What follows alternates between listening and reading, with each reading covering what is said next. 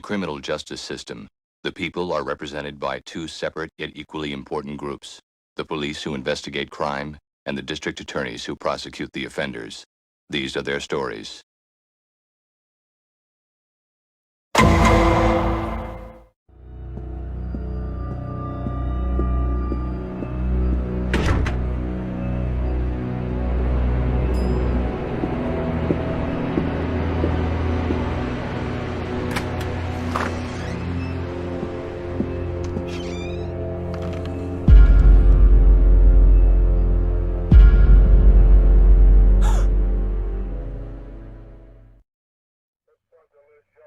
Welcome back to New York, Ray.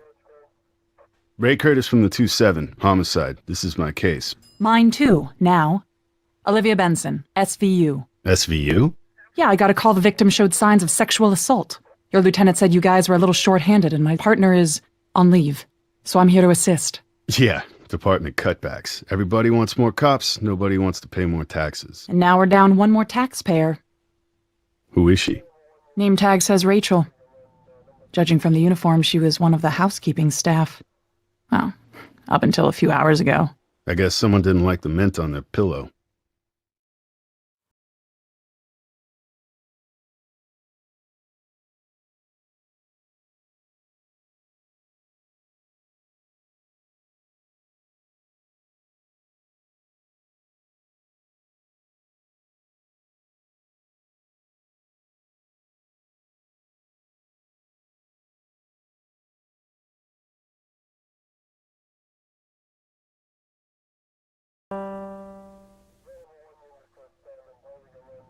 Hola, soy Detectivo Ray Curtis. Soy Teresa Restrepo.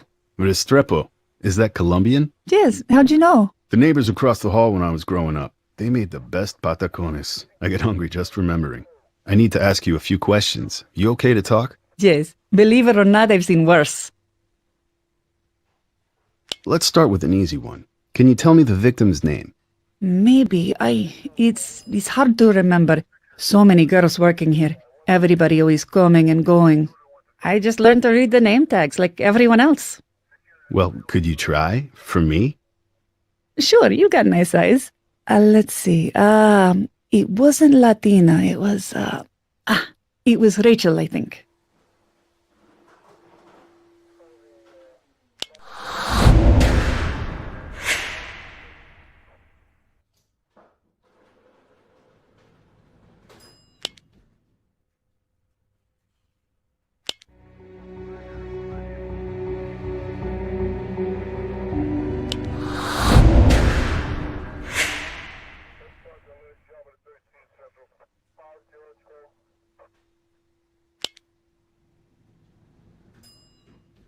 Great. Thanks, Teresa.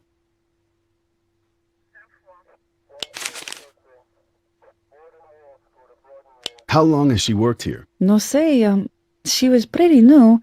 Started last month, maybe? She have any trouble with anyone? Trouble? No, not her. She was nice, quiet, polite. Actually, no, never mind. What were you gonna say? Well, she just never really seemed like one of us, like she had something else going on. Always watching everything and tapping on her phone. Era una adicción. See anyone suspicious hanging around lately? Yeah, the hotel is full of them. Lots of old businessmen always staring at you. Ugh. Okay. How about anyone especially interested in Rachel? No, I don't think so. She didn't even have a boyfriend.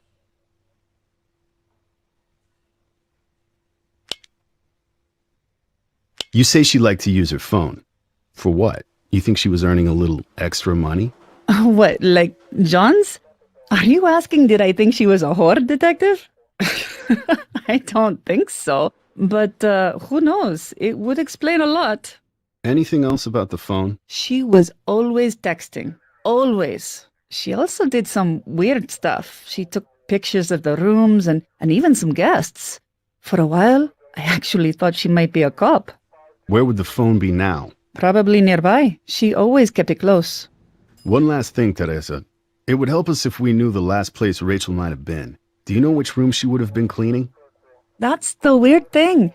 Today was her day off. She shouldn't even be here. So what was she doing all dressed up for work? You're the detective. You figured it out, guapo.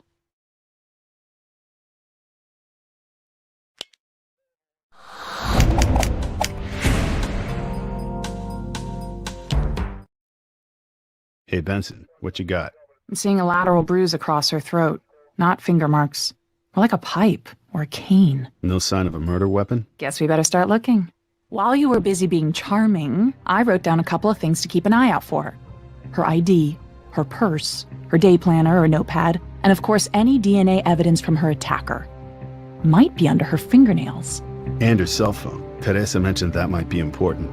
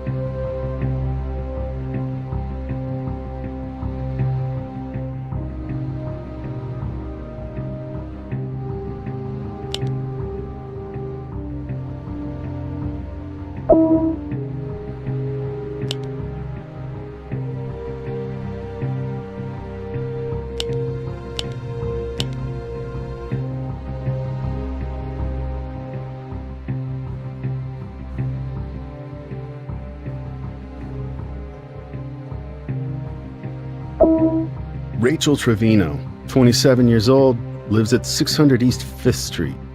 Over in the East Village, if I remember right.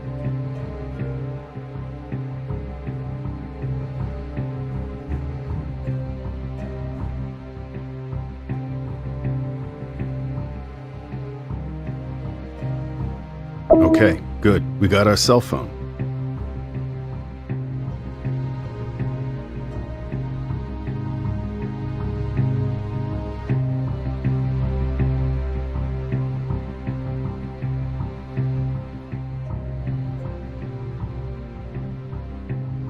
Broken fingernail. She scratched him up pretty bad, I bet. Some kind of debris under there. Better get a swab for DNA.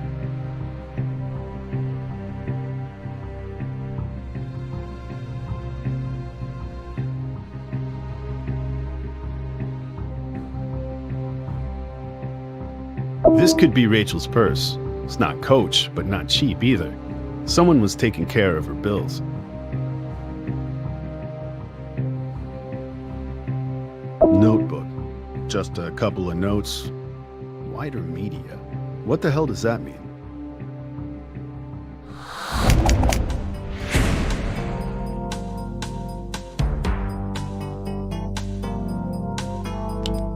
She's got a couple of voicemails. Let me see.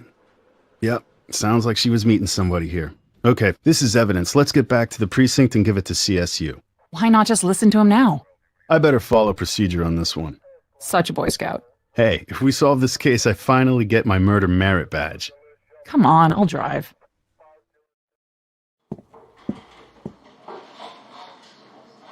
Ray. Morning, Lenny.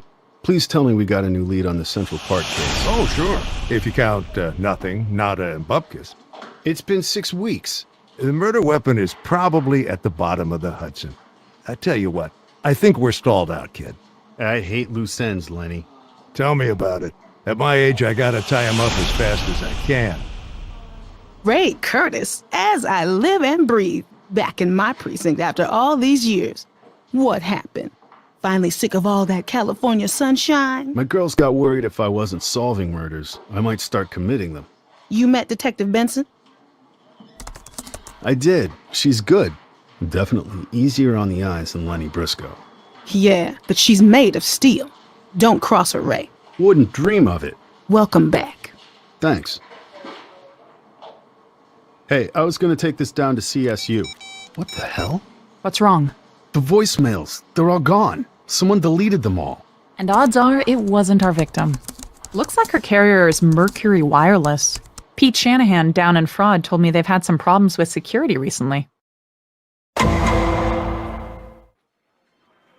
Mercury Wireless Company policy is pretty clear. I can talk to you up to a certain point, but if we go over, I have to involve corporate counsel.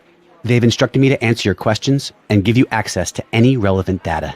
Understood. Thanks for your time. Could someone delete voicemails off a phone remotely? Sure, that's a feature we offer. How would they do it? Easy. You just need to have the account PIN number, just like your bank ATM.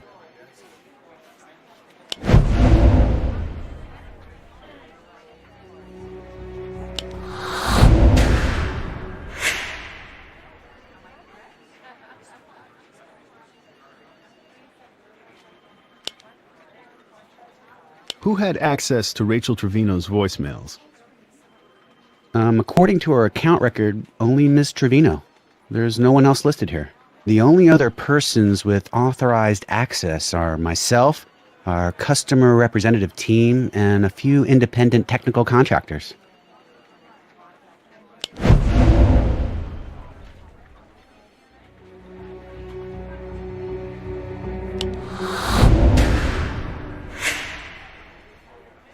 What about illegal access? Hacking into the account? Hard to say, 'cause that'd be illegal.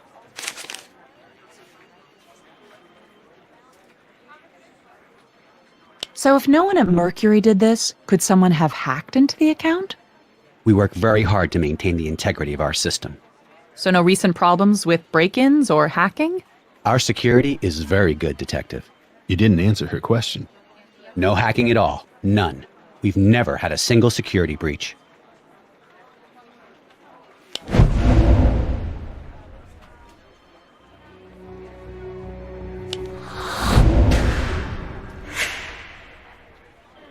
Detective Shanahan already informed me you've had problems with break-ins. Well, we didn't want this to go public, but yes, we are aware of some issues. What happened exactly? Attacks on the customer data, PIN numbers being stolen, that sort of thing. We're going to need to check all activity on the phone over the weekend. This isn't Big Brother, despite what you might think. We do track calls, text messages, and data downloads, but not every single interaction. Really? You sure about that? Well, there are other records, but those are internal and restricted. I'm not authorized to show you those.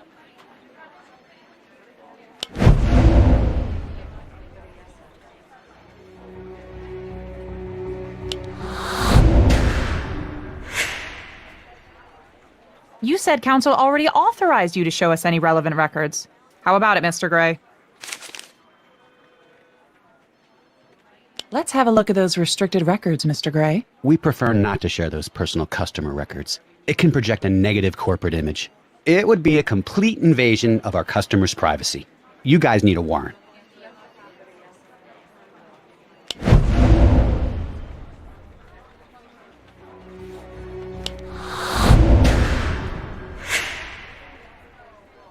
How about we go get that warrant? Then we can search your restricted records and it all goes public at trial. How do you think your customers will like finding out you kept secret information about them? Oh my God. All right. I'll look it up. We're conducting a murder investigation, Mr. Gray. We need to know what happened to those voicemails, and we need to know now. Sure, we can go get a warrant if that makes you feel better. But by that time, more of your customers might end up dead, like Rachel Trevino. That makes for a very negative corporate image. All right. There's no record of who exactly deleted the voicemails. But honestly, someone modified her account about 2 weeks ago. Who? This is embarrassing, but it was one of our own contractors. He's a bit of a hacker. He could have accessed her information. He did not have company permission to do this. But why? He's a strange guy, Detective. Very intense. His name is Tom Newberry. Here's his contact number. One thing, you might not want to call from your precinct. Oh, why not? Tom knows how to crack caller ID. He always knows who's calling and from where. Thanks for the tip.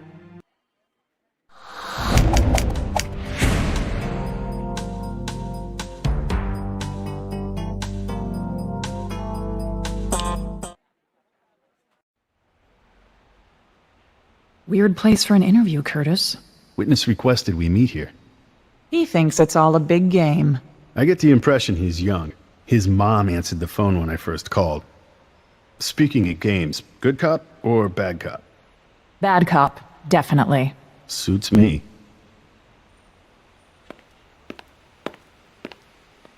Call me Anonymous. We already have your name and phone number, dumbass.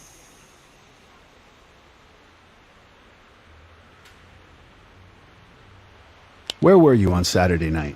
Everywhere. Tom, we can go downtown right now if that's how you want to play it. Sorry, I was online. On a raid. Anyone corroborate this? About 20 warriors in my guild. Let me rephrase. Did anyone real see you? Yeah. My mom. I live with her. She was there the whole time.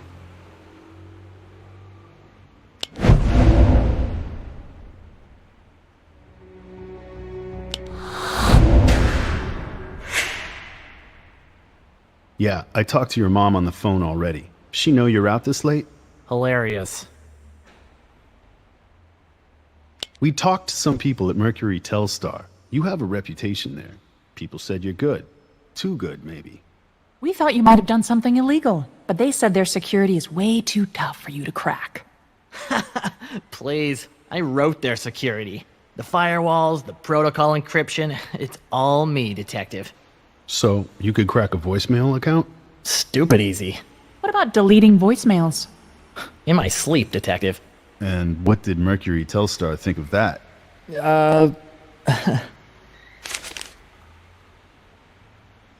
Did you know Rachel Trevino? She mentioned your name on her blog. She did? Oh my god, really? What'd she say about me?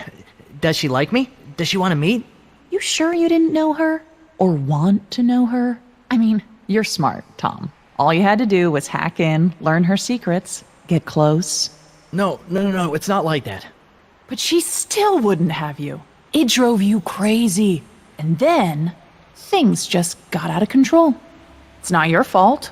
Am I right? Wait, what's not my fault? What are you talking about? Look, you gotta believe me. I didn't know this girl. I don't know any girls.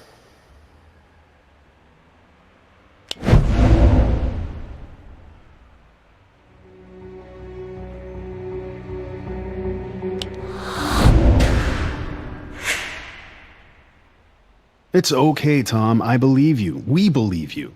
Calm down. Rachel was killed the other night. I just had to make sure you weren't playing us. Why would your old company accuse you of hacking? Mercury Telstar hates me. They'll accuse me of anything. I'm a rogue anarchist activist. Those accounts are my playground. And you hacked Rachel Trevino's. I don't know. No. No. Why are you asking? Your old company seems to think you did, and you apparently possess the skills. No, I don't. Look, for instance, I couldn't have gotten through their firewall. All right, no way. The protocol encryption alone is just way beyond my skill.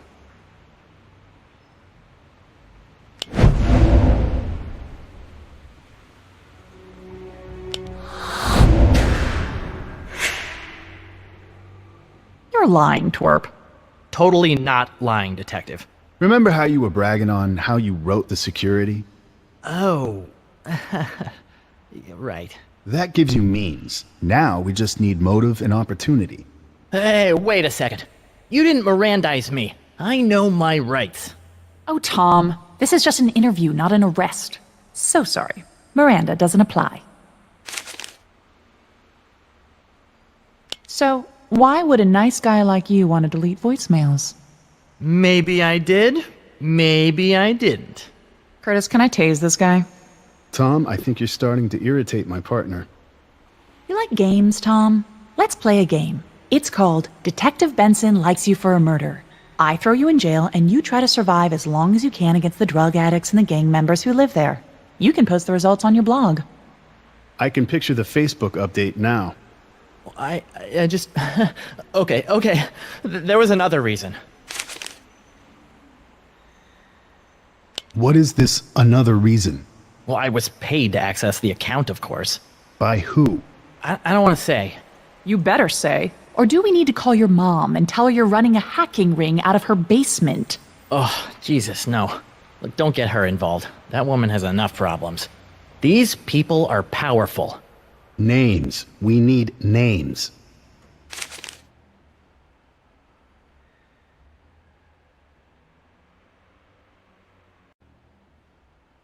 I don't know their names. But you know they're powerful? How does that work? We only did business over the phone. They had their caller ID blocked, so I never knew their names.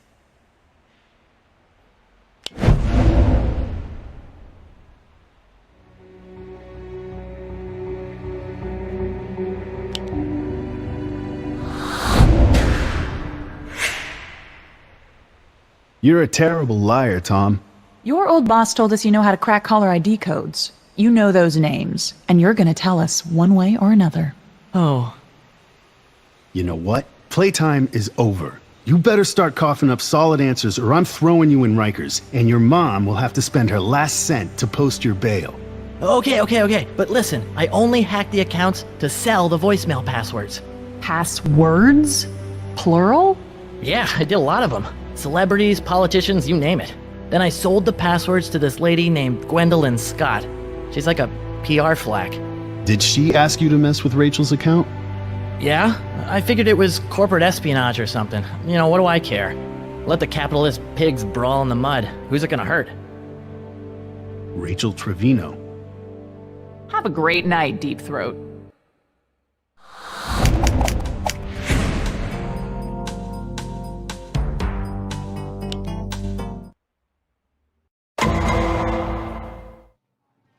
We're going to start by what we call defining your moment.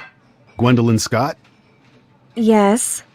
I'm Detective Ray Curtis. This is Detective Benson. We need to talk to you for a minute. So sorry, I'm busy. It's important.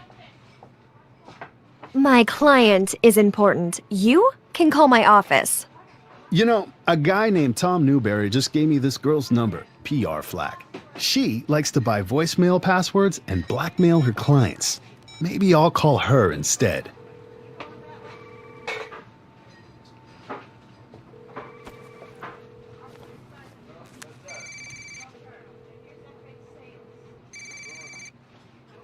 "5 minutes.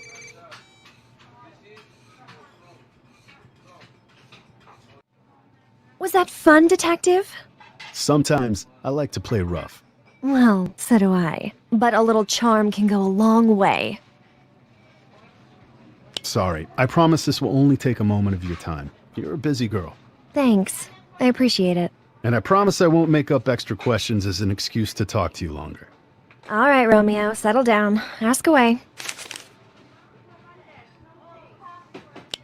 Does the name Rachel Trevino mean anything to you? No. Should it? She was murdered last night. We found her body at the Parkview Regency. Oh, poor girl. As if life isn't tough enough for housekeeping.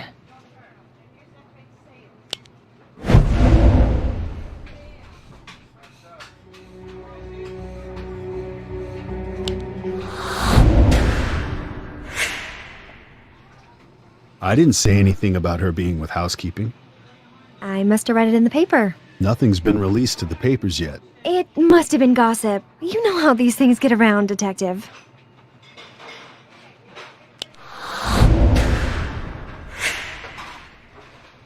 Tom Newberry already told us you knew her. Oh, that Rachel. Of course. My mistake. I can be such an airhead. Do you know Tom Newberry? No.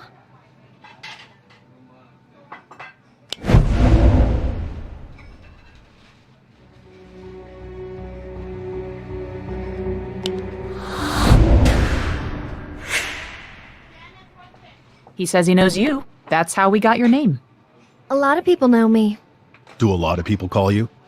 Not the right people. So if I look up your phone records and Tom Newberry called you, and you talked to him more than once, now, would I be crazy to think you're lying to me? I'd say you were just jealous.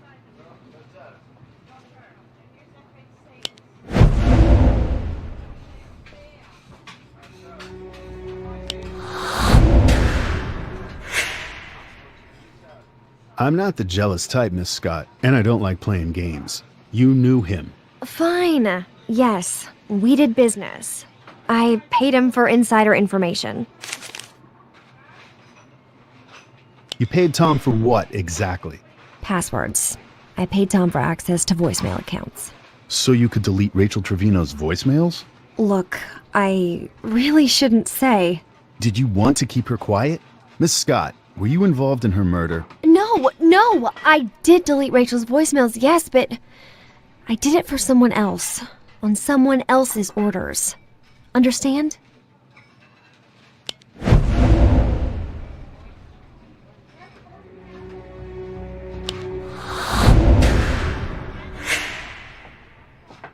All right, I'm listening. Why don't you tell me a little more? Was someone else involved? Who asked you to delete the voicemails? A client. I really can't tell you. I'm gonna find out anyway. I'm actually pretty good at this detective thing. Well, crap. I guess it's all over for me anyway. Here's the deal. I gave Rachel's password and voicemails to my usual buyer, Alexander Baran.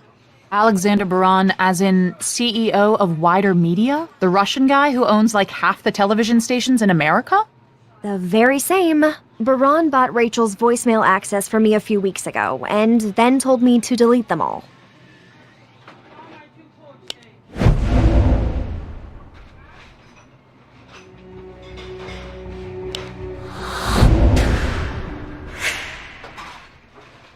Wider Media. Rachel wrote that in her day planner. It didn't click until now. Miss Scott, why was Alexander Baran interested in Rachel Trevino? She's a maid. He's a Russian billionaire. I don't get it. Rachel Trevino was not a hotel maid. She was an activist, a blogger, and she had uncovered some dirty, dirty secrets about Alexander Baran. He's a very bad boy detective. What did she find out?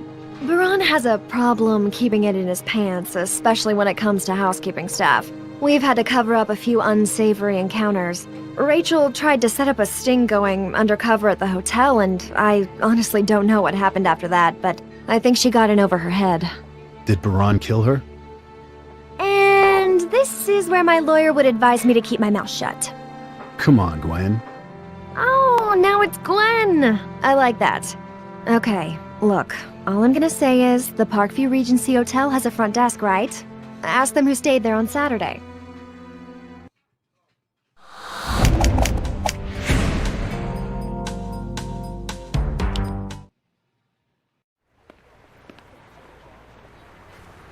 That was Cormac at the precinct. Alexander Baran was a guest at Parkview Regency the night Rachel was killed. He checked out earlier today, and he's on his way to MacArthur Airport. He's got a private jet and an appointment in London. Well, he's gonna be late. Mr. Baran! Mr. Baran! Detective Curtis, NYPD. We need to talk to you about the murder of a hotel maid over the weekend. A maid? Are you serious? I'm leaving for London. Look like about 1.5 inches to you, Ray? Sure does. Mr. Alexander Baran, you are under arrest for the murder of Rachel Trevino. You have the right to remain silent.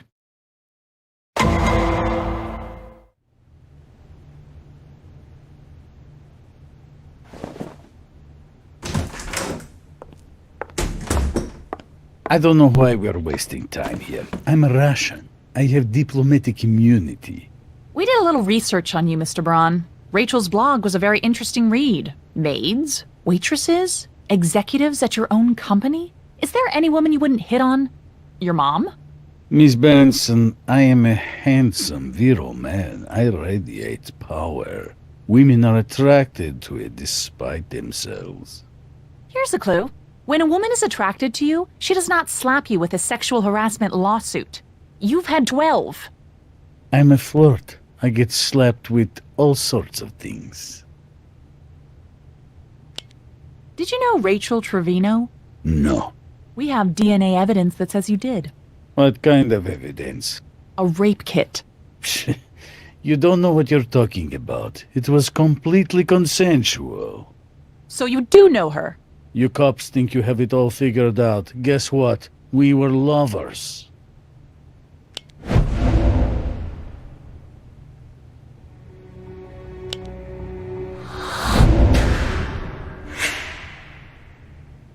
I'm not buying it. Sorry, Charlie. An earlier witness already told us Rachel didn't have a boyfriend. And you lied about knowing her just now. That's 2 strikes. A jury might see it different. When I left the room, that girl was alive. You didn't come forward when you heard about the murder. I had no reason to. A maid is killed. How is this my business? She was your girlfriend. Ah, but you say she is not detective. Seems like you were trying to avoid this investigation. No, I had every intention of cooperation. In fact, when you found me, I was on my way to see my lawyer. Uh-huh. In your jet. He's on vacation in Florida.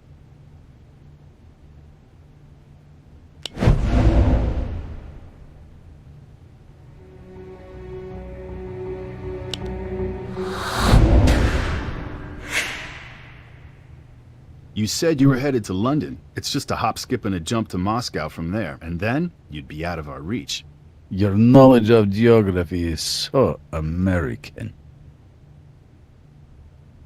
You had access to Rachel's voicemails, and you destroyed them to cover up your connection. Not true. I never touched the voicemails.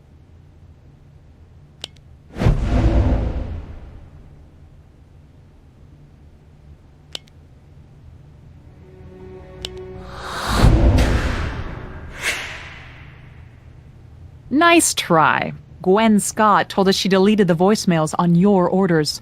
You're guilty as sin, Baron. If you say so. Rachel knew all about you. She was gathering evidence about you, about unreported assaults. I wouldn't know anything about that. I never even heard these voicemails you're so very concerned about.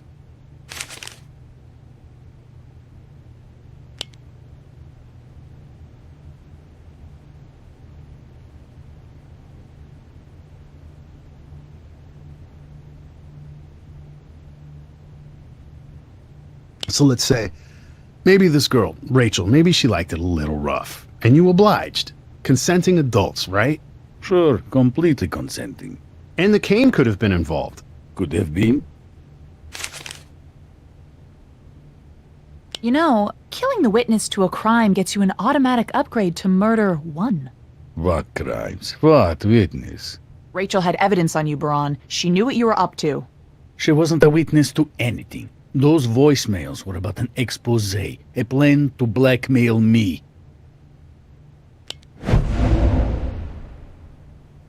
You're lying, and we can prove it.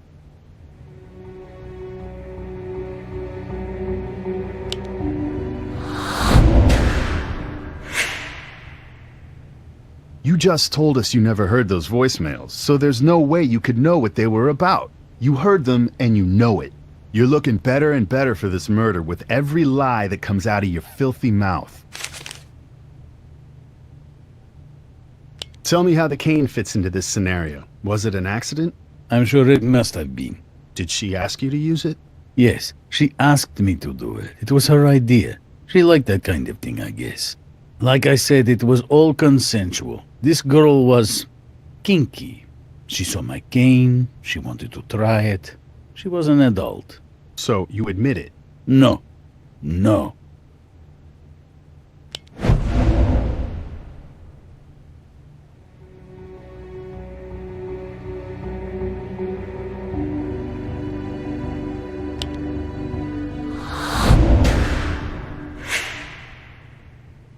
The bruise mark on Rachel's neck matches your cane.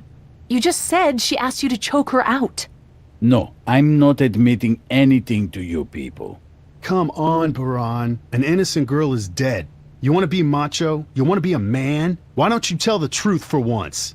You better wipe that smug smile off your face before you get to Rikers. Miss Benson, I'm innocent of this offensive charge. My lawyers will have this all thrown out, and my country will protect me. Really? We can place you at the murder scene. We can connect you to the victim and her voicemails. And your cane is a match for the murder weapon. Now might be a good time to panic. That's a hell of a lot of evidence to throw out. That's why I have a hell of a lot of lawyers. Don't worry, I'll be out in a few days. Then maybe I'll call you, baby. Gosh, you are just not my type. Come on, Ray. Let's go get a bite. Mr. Baran can stew in his own ick for a while.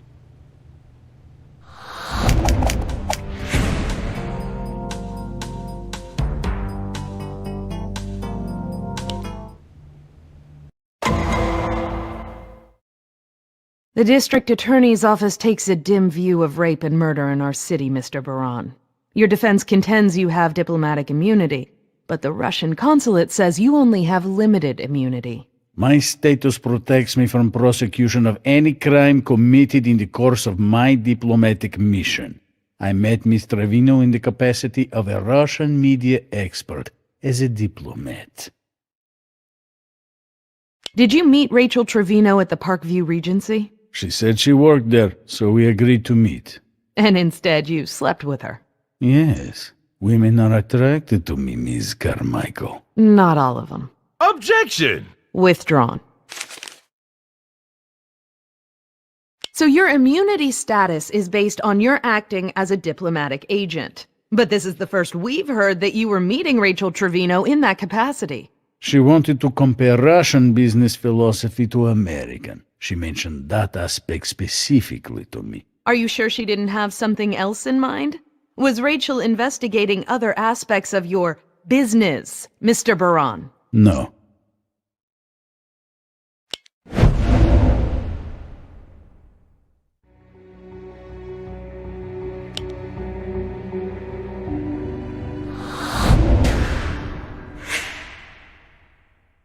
Our detectives investigated Rachel's blog. She was gathering evidence that you were a sexual predator.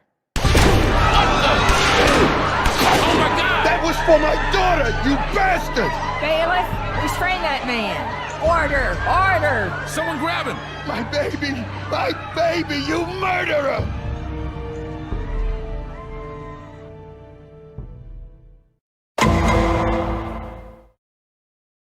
Judgment Day. Hero dad gets revenge. Taking care of business. Father does what court cannot. American justice. The headlines go on. The people love this guy. Chavez Trevino. He killed the smug bastard who killed his daughter. Of course they love him. How the hell did he get a gun into the courtroom? This is gonna get messy quick. I say we charge him with voluntary manslaughter and let it go. Abby? You know what keeps me up at night? What if his aim was off? Just slightly. I wouldn't even be here to answer your question, Jack. You're right. I'm not setting a precedent for street justice in our courtrooms, despite what the people think they want. Prove it was premeditated. Hit him with murder one. You got it, boss.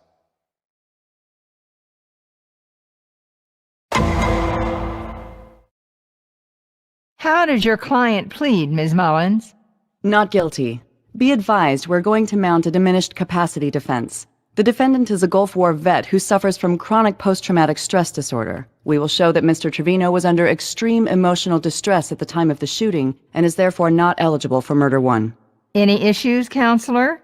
None, Your Honor. Defense has briefed us already.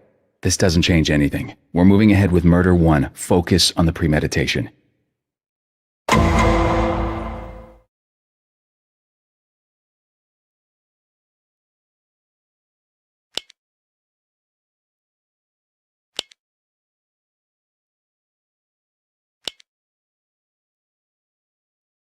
Can you tell us definitively who shot Alexander Baran? Without a doubt, the defendant, Chavez Trevino, shot him. I looked to see Mr. Trevino standing up with a smoking gun in his hand. Literally. And can you identify him for the court? Sitting right there. That's your shooter.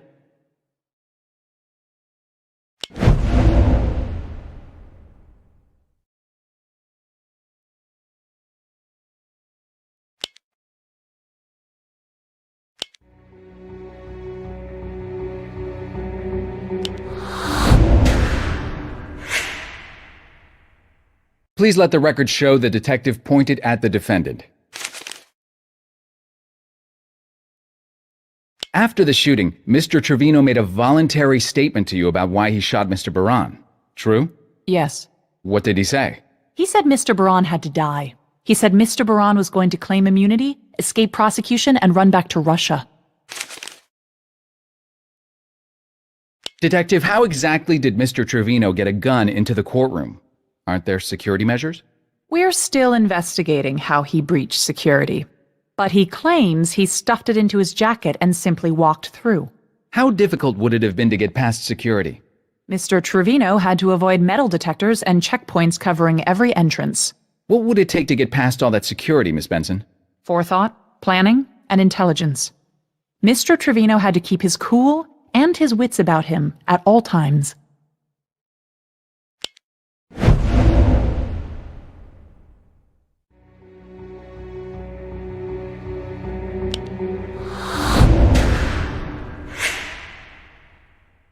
Actions inconsistent with someone under emotional distress. In my view, yes.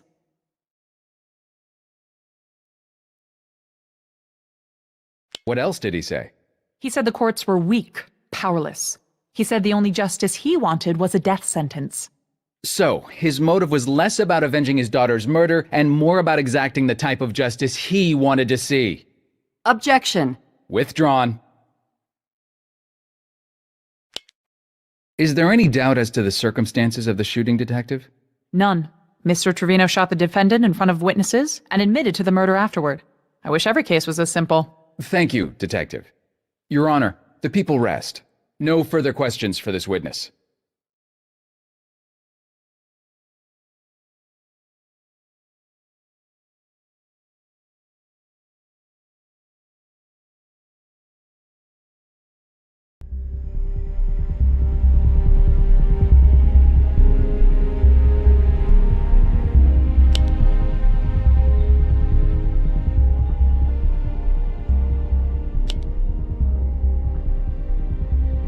Detective Benson, you testified that you saw the defendant, Chavez Trevino, shoot the victim. No, I testified that I turned around and saw Mr. Trevino with a smoking gun in his hand, about a second after I heard the shots. So you didn't actually see him do the shooting? Are we supposed to believe you're a relevant eyewitness? Objection. Argumentative. Sustained. Ms. Mullins, enough with the rhetoric. Immediately after the shooting, what did Mr. Trevino look like? I don't follow you. Was he composed? Calm? He was in possession of himself. Wasn't he yelling out, "My baby, you murdered her"? He said that, yes. He was out of his mind with grief. He was coming apart at the seams, and you didn't see it? Really? I don't believe you. He was upset. Objection. Argumentative. Sustained. The defense can save the dramatic storytelling for its own witness. Is your heart so cold, Detective? Are you such a robot that you can't see another human in distress? Objection. Badgering. Ms. Mullins, you are trying my patience. Either ask the detective a legitimate probative question or sit down. Let's try this one more time. Was my client, Chavez Trevino, visibly shaken and distressed following the shooting? Yes. Did he appear rational? Calm? No. Was his behavior at that moment consistent with a person in severe emotional distress? Yes. So despite any forethought or planning he might have shown previously, the defendant was clearly in distress when he fired his weapon. True? True? Yes. Thank you. That's all for this witness, Your Honor.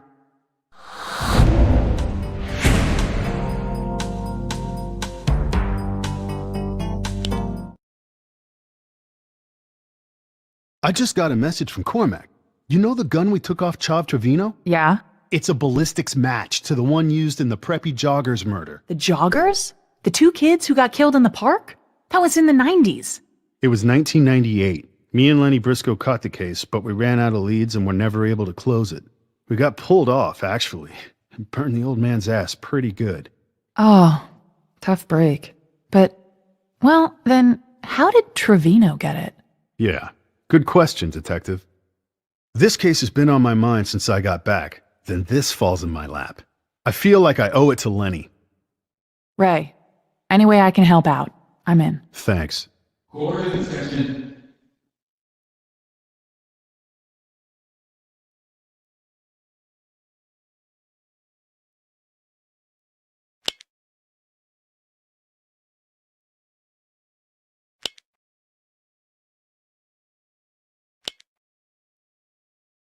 Mickey, in the weeks after your sister's murder, how did your dad act? Crazy. My dad has PTSD again.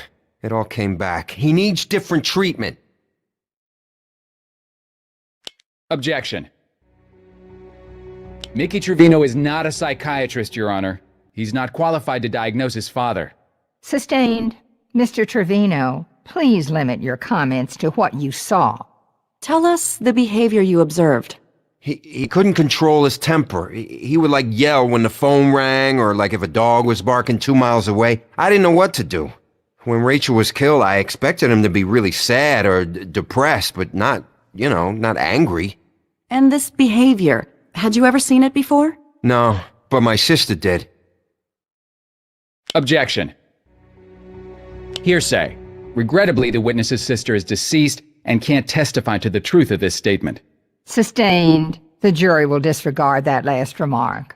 When? After he got home from the Gulf War, 1991. Pop had his troubles with the law.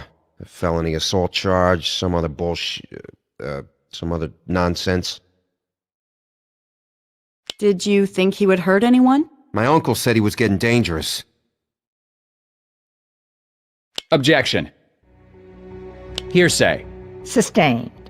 If your uncle would like to testify, then by all means. However, you may not testify for him. Do you think your father was in his right mind when he shot Alexander Baran? No. When my sister got murdered, I tell you, it smashed something deep inside my dad. And the idea that this fat Russian bastard could walk away scot-free because of some technicality? My dad did the world a favor. Thank you, Mickey. No further questions.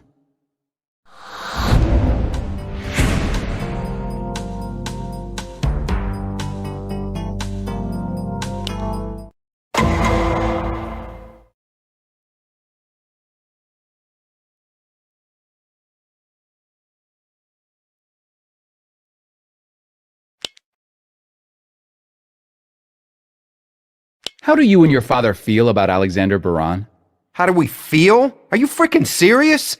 Easy, Mr. Trevino. Sorry, Judge. We hate the man. Alexander Baran is the guy who killed my little sister. My pop said he didn't care what happened to him. He said he would gladly kill Baran so we could go to hell and kill him again. He's a fat cat with an army of lawyers ready to help him weasel out of everything he does. You know this guy. Every day you read about him. Oh, he loves to do the crime, but he does not do the time. Nope, not these boys. Did your father try to buy a gun a week before the attack? Yeah, I guess. Did you try to help sign for it? Yeah, so what? Your father was convicted of felony assault in 1992. He's not allowed to have a gun. Did you know about his conviction? Nah, I didn't know nothing about that. Man's got a right to defend himself. Actually, when he's a convicted felon, he doesn't.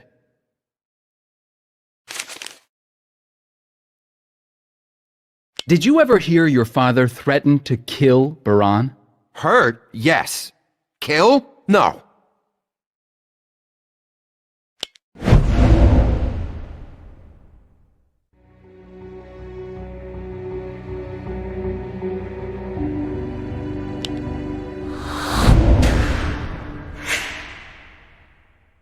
That's not true. You just told us your father said he'd like to, quote, kill Baran and go to hell so he could kill him again. That was like just a figure of speech. Or the truth.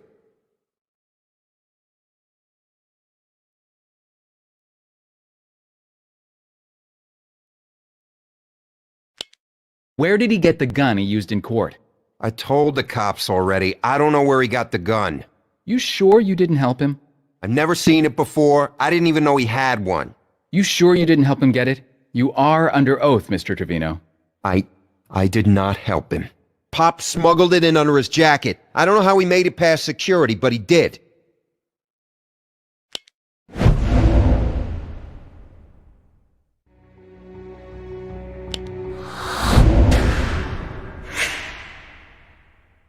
Why didn't you get help for your dad? He seemed rational. So he was in control? Enough so that you weren't worried? Yeah, I wasn't worried. So where's the PTSD? I guess I didn't see it then. So maybe he didn't have it. That's not what I meant. He did. So why didn't you get him help? Either you saw he was out of control and you did nothing, or you saw nothing.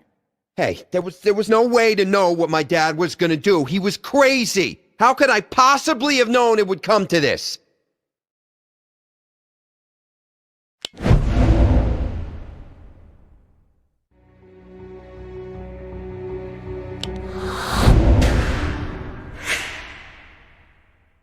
He already had a felony assault in his past, he tried to illegally buy a gun, and he told you he wanted Baran dead. If that was my old man, I'd have been a little worried. You want us to believe your dad just snapped. You say he hated Alexander Baran, knew in his heart Baran was guilty. He tried to buy a gun but couldn't, so he found one some other way. Then he smuggled it through security, stayed cool until he had a fair shot, and fired an accurate pattern right into his intended victim. Now, Mickey, does that really sound like someone who just suddenly snapped? Objection! Withdrawn. None of this would have happened if people acted right. Rachel writes a nasty blog and this guy Baran kills her. My dad's going out of his mind and his doctor goes on frickin' vacation. Vacation, can you imagine? It ain't right. Everybody fails us, and we gotta suffer for it. No further questions for this witness, Your Honor.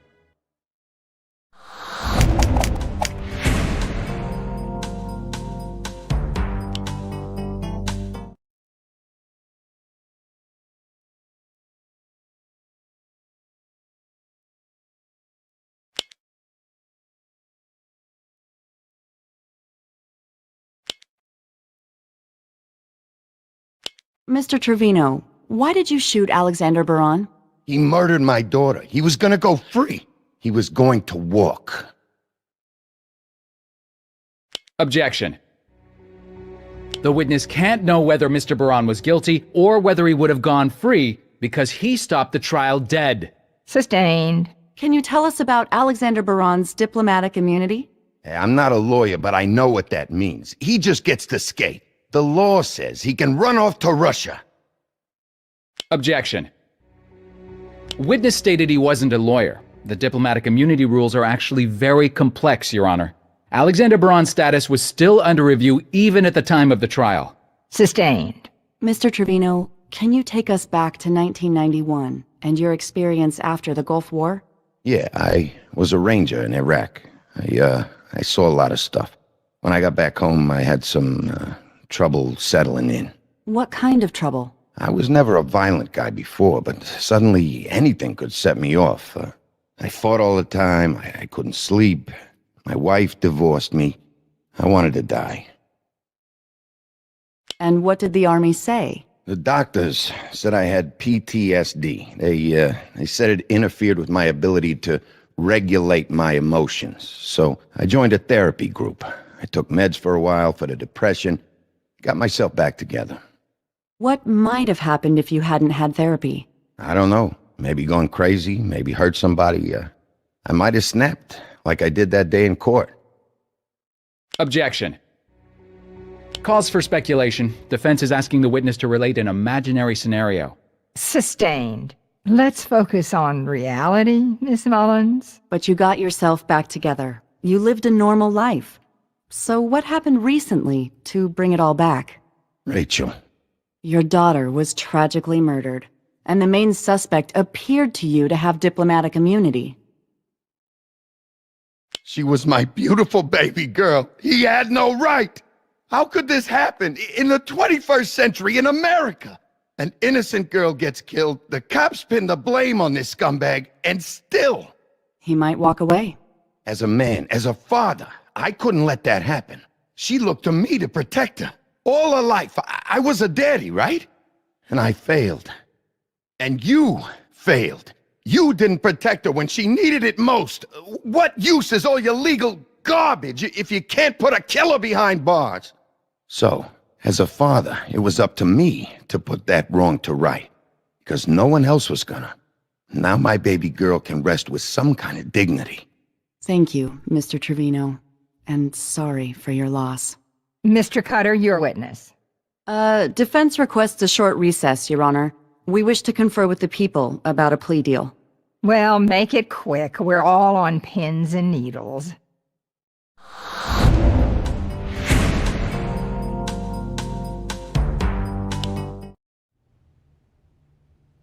Mike, Abby, let's not let a grieving father go to jail for the rest of his life. Can we talk deal? Depends. What are you offering, Christina? 1 year in county plus probation. You give us the time. He doesn't belong in jail. You're kidding, right? He's a killer. I got the bloodstains on my jacket to prove it. Here's our counteroffer.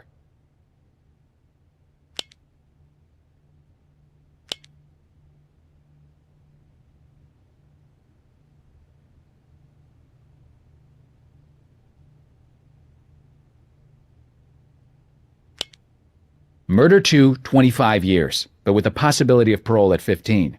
If you're the good person you say you are, then it shouldn't be a problem. You got yourself a deal, Mike. We'll have the papers drawn up. The people have agreed to a plea and a sentence for the defendant, Your Honor. Then I thank the jury for their service. Counsel, I will see you at the sentencing hearing on Monday. Mr. Cutter, Miss Carmichael, I just wanted to say thank you for the deal. I know what I did was wrong, but Rachel was a beautiful person. She was smart. She was going places.